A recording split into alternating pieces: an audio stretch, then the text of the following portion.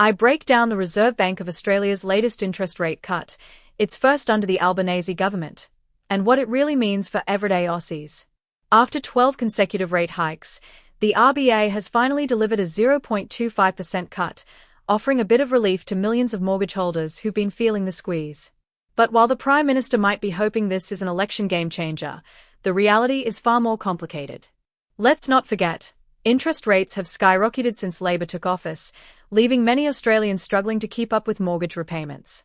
In fact, over the last 2.5 years, the average homeowner has forked out an extra $50,000 in interest, money that could have gone towards groceries, school fees, or keeping the lights on.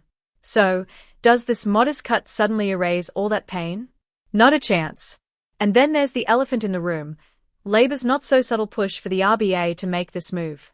Treasurer Jim Chalmers might have warned his colleagues against publicly calling for a cut, but that didn't stop a chorus of backbenchers from piling on the pressure.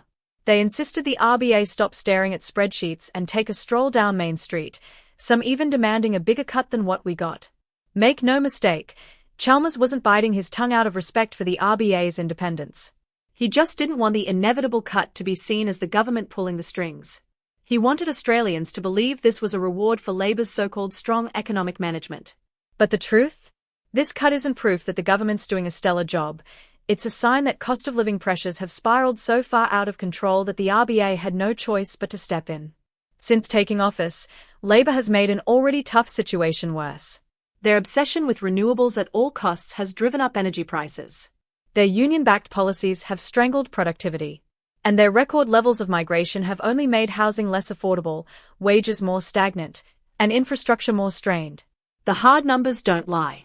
Australia has now endured 7 consecutive quarters of negative economic growth per person, essentially a deep household recession. Living standards have taken a nosedive, dropping nearly 10%, while productivity has slipped back to where it was 5 years ago. These aren't figures that suggest an economy in good hands. And here's the kicker. This rate cut doesn't even mean more are on the way.